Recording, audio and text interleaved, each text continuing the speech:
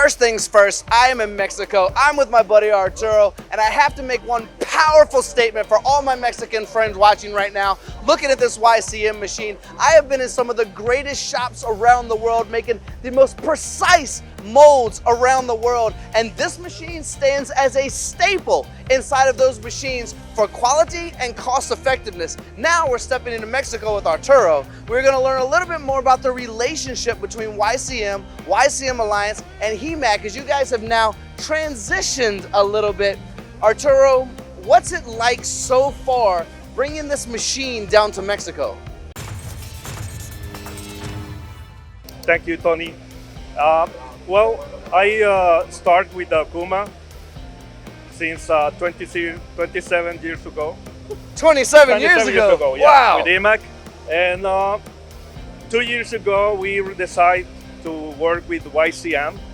And I have a visit YCM in Taiwan last year. You went there? Yeah, I went there. Wow. So it's a wonderful shop. I love the machine. I love the Taiwanese culture, also the food. Me too. Yeah.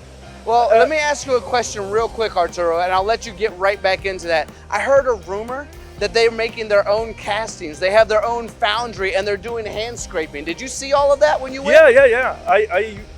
I was in the factory and I saw all the patio of the yard with a bunch of casting machine. You said to me you've been doing this for 27 years.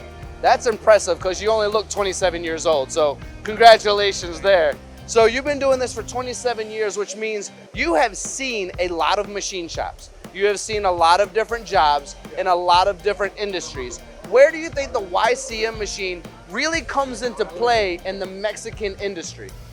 Well, not only the construction and the machine and the powerful, also the service, support, and all the solutions like engineering, like turnkey projects, all that things is very powerful with YCM.